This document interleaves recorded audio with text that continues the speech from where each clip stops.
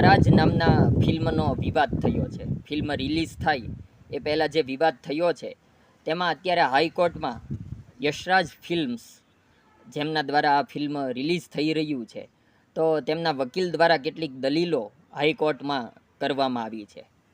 Yash Raj films તરફથી મુકુલ રોહતગી એ એમના વકીલ છે, તેમણે જે દલીલો કરી છે તેના ઉપરથી એ વાત જાણવા મળી કે આ ફિલ્મનો વિવાદ છે ને એ વાત મૂળ શું છે. મહારાજ નામના એક સંત થઈ ગયા. વર્ષો પહેલાંની વાત છે, અંગ્રેજોના જમાનામાં. તો ત્યારે મૂળજી નામના એક પત્રકારે એક લેખ લખેલો અને એ મહારાજ નામના વ્યક્તિનું જીવન અયોગ્ય છે.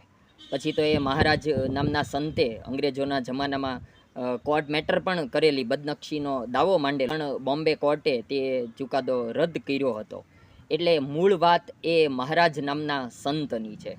અત્યારે યશરાજ ફિલ્મ્સ દ્વારા આ મહારાજ ફિલ્મ રિલીઝ થવાનું છે, પણ એ પહેલાં જ વિવાદ થતાં અત્યારે સ્ટે છે અને હાઈકોર્ટમાં તેની વિરુદ્ધ અને તરફેણની એવી દલીલો ચાલી રહી છે. યશરાજ ફિલ્મ્સને આપણે જાણીએ છીએ કે ખૂબ મોટું બેનર છે અને તેમના દ્વારા આ ફિલ્મ બની છે. ઉપરાંત જે મોટી વાત તેમાં નોંધનીય છે કે આમિર ખાનનો પુત્ર જુનેદ ખાન એ આ મહારાજ ફિલ્મ દ્વારા લોન્ચ થઈ રહ્યો છે.